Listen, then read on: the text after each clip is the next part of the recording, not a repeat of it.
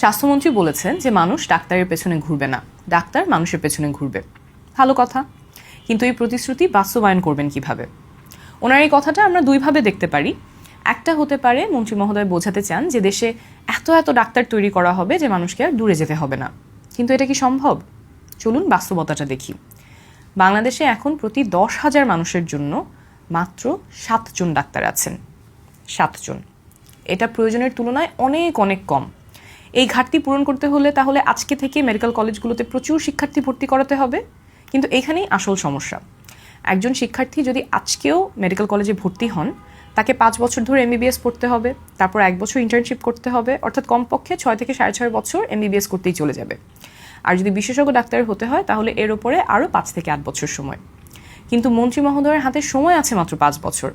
তার মানে আজকেও যদি কোনো শিক্ষার্থী মেডিকেল কলেজে ভর্তি হয়, এই সরকারের মেয়াদে ডাক্তার হয়ে একজন রোগীও তিনি দেখতে পারবেন না। সুতরাং ডাক্তারের সংখ্যা বাড়িয়ে এই মেয়াদে ফল পাওয়া সম্ভব না। এটা 10 থেকে 15 বছরের পরিকল্পনা হতে হবে। সেরকম কোনো দীর্ঘমেয়াদী পরিকল্পনার কথাই কি মন্ত্রী মহোদয় বলেছেন? যদি বলে থাকেন তাহলে সেটা স্পষ্ট করে জানান এবং সেই অনুযায়ী আমাদেরকে প্রতিশ্রুতি দিন। আরেকভাবে ওনার এই কথাটা আমরা দেখতে পারি, যদি মন্ত্রী মহোদয়ের উদ্দেশ্য হয় যে শুধু রোগ হলে চিকিৎসা না, বরং রোগ হওয়ার আগেই ডাক্তার মানুষের কাছে পৌঁছাবে, গ্রামে গ্রামে মানুষের কাছে যাবে, প্রতিরোধমূলক কার্যক্রমের উপরে জোর দেওয়া হবে, তাহলে এটা খুবই ভালো পরিকল্পনা। কিন্তু সেখানেও প্রশ্ন কম নয়। আমাদের দেশে 68% মানুষ গ্রামে থাকেন, অথচ প্রায় 75% ডাক্তার থাকেন শহরে। যুগের পর যুগ ধরে এই অবস্থায় চলে আসছে। কেন?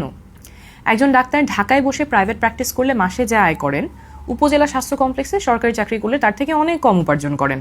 গ্রামে সন্তানের জন্য ভালো স্কুল নাই, পেশাগত উন্নতির সুযোগ কম, দক্ষতা বাড়ানোর সুযোগ কম, নিরাপত্তারও অনেক ঝুঁকি আছে।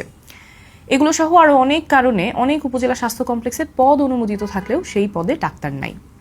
তাহলে মন্ত্রী মহোদয় যদি সত্যিই ডাক্তারকে মানুষের দোরগোড়ায় নিয়ে যেতে চান, শুধু নির্দেশ দিলে হবে না। ডাক্তারের জন্য গ্রামে থাকাটাকে আকর্ষণীয় করে তুলতে হবে। মানসম্পন্ন সরকারি বাসস্থান দিতে হবে, গ্রামে কাজ করলে পদোন্নতিতে সেটা বিবেচনায় নিতে হবে, নিরাপত্তা নিশ্চিত করতে হবে, প্রয়োজনে বিশেষ গ্রামীণ ভাতা দিতে হবে। আর শুধু ডাক্তার না, nurse, midwife, paramedic, technologist, pharmacist, community স্বাস্থ্যকর্মী সবার জন্য ব্যবস্থা নিশ্চিত করতে হবে। এসব বাস্তবায়নের পথরেখা কি? সুনির্দিষ্ট পরিকল্পনা আছে? কতদিন সময় লাগবে? আরেকটা প্রশ্ন, মন্ত্রী মহোদয় তার নিজের নির্বাচনী এলাকায় একটা মেডিকেল কলেজ, হাসপাতাল এবং 2টা আইসিইউ স্থাপনের ইচ্ছার কথা জানিয়েছেন।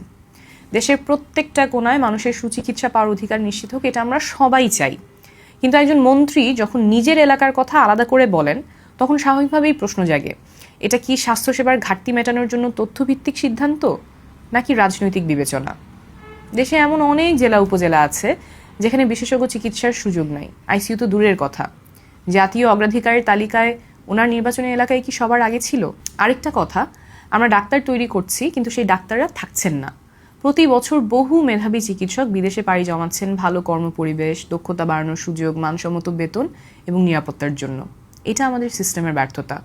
এই ব্রেইন ড্রেন ঠেকানোর কোনো পরিকল্পনা আছে কি মন্ত্রী মহোদয়ের? না হলে এক হাতে তৈরি করে আরেক হাতে আমরা হারাতে থাকবো। মন্ত্রী মহোদয় একটা সুন্দর প্রতিশ্রুতি দিয়েছেন, ওনার প্রতিশ্রুতি বাস্তবায়ন কিভাবে করবেন সেই পরিকল্পনাটা আমরা জানতে চাই।